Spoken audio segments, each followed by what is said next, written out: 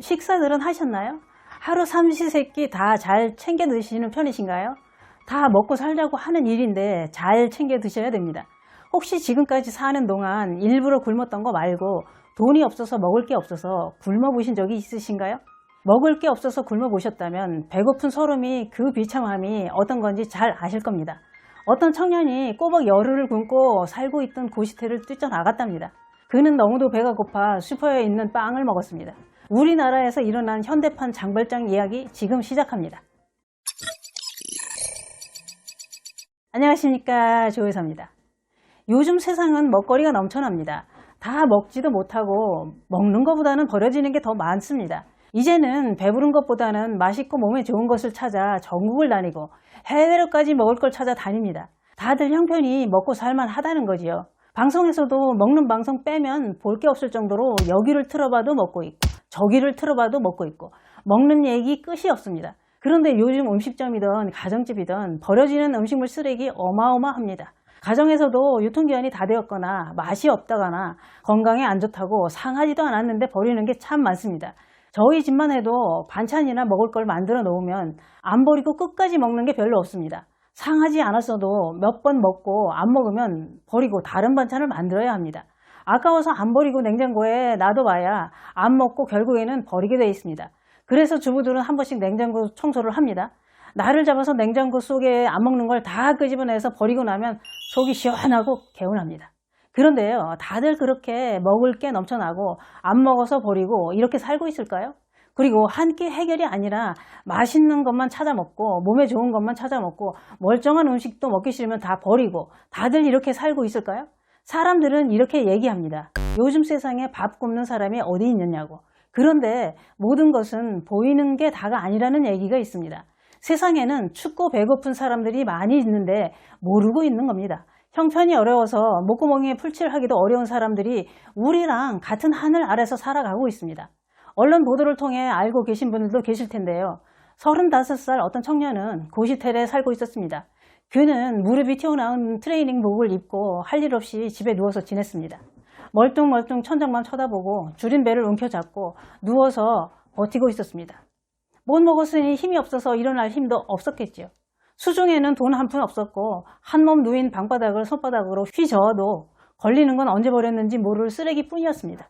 월세는 4개월이나 밀려 있었고 카드 대출로 빌려 쓴 돈도 이제 수천만 원의 빚으로 남아 천장을 바라보고 누워있는 그를 더 일어날 수 없게 짓누르고 있었습니다. 어느 정도 누워 있었는지도 아득해질 무렵인 어느 날 새벽 그는 고시텔 바깥으로 나갔습니다. 오랫동안 굶은 배고픔에 양심과 죄책감 그런 건 사치였습니다. 무거운 발길은 먹을 게 쌓여있는 집 옆 마트로 향해 가고 있었습니다. 그는 마트 앞에서 오로지 먹어야겠다는 생각뿐 다른 생각은 할 수가 없었던 겁니다. 그래서 그는 마트 앞에서 소화기를 힘껏 출입문을 향해서 던졌습니다. 마트에 들어간 그는 진열장에 있는 물건을 허겁지겁 담았습니다. 손에 잡히는 대로 담았지만 그가 가져나온 물건은 빵 20여 개와 냉동 피자 2판, 짜장 컵라면 5개 등 모두 먹을 것뿐이었습니다. 고시텔에 도착한 그는 빵을 입에 털어넣고 컵라면에 물을 받아 허기를 달랬습니다. 배고픔이 가시고 이제는 살만하다는 생각이 스칠 무렵 고시텔 방문을 누군가 세차게 두드렸습니다. 올 것이 온 거지요. 형사를 따라 경찰서에 간 그는 자신이 가져간 빵과 라면을 옆에 놓고 조사를 받았답니다. 전과 한 줄 없던 그는 경찰서에 앉아 있는 것도 생경했지만 이것저것 꼬치꼬치 캐묻는 형사들이 질문에 별달리 할 말도 없었답니다. 할 수 있는 말이라고는 배고파서 그랬습니다. 라는 말밖에 나오지 않았습니다. 그런데요, 그는 2018년 말부터 사정이 어려워졌답니다. 산업용 기계의 유효기간을 체크하는 일을 해오다가 지난해 말 퇴사를 했다는데요. 넘어지면서 사고를 당해 허리를 다쳐서 장애 6급 판정을 받은 그는 몸이 좋지 않아 더 이상 일을 할 수가 없어서 퇴사를 했다고 합니다. 부모는 오래전에 돌아가시고 유일한 혈육인 동생은 소식이 끊긴 지 오래되었다고 합니다.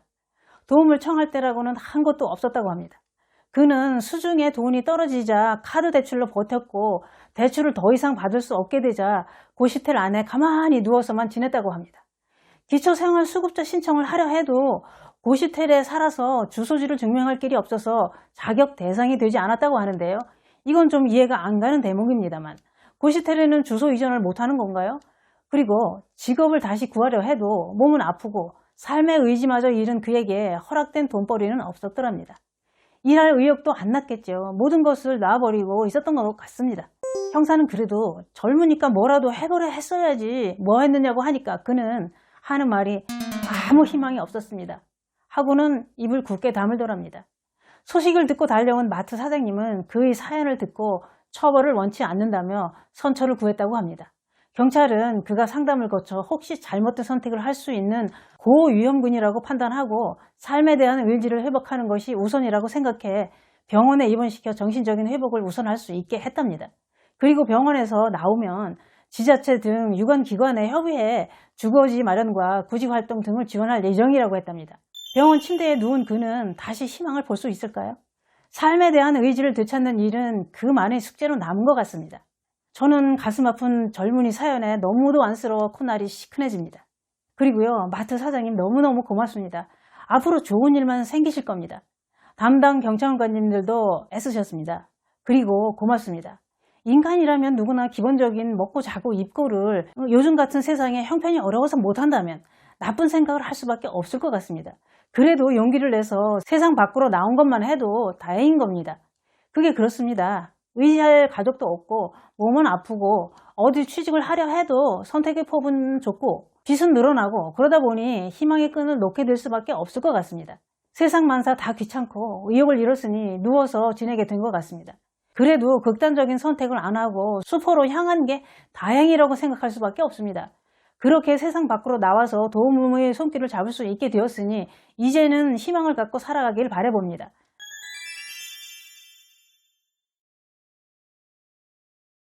우리가 함께 살아가고 있는 이 세상은 나쁜 사람보다는 좋은 사람들이 훨씬 더 많은 것 같습니다. 아직은 살아갈 만한 세상이라는 생각이 듭니다. 옛날 얘기 하나 해드릴까 합니다. 옛날에 한 가난한 남자가 있었습니다. 어느 날 그는 친구와 술을 한잔하다가 깜빡 잠이 들었는데요.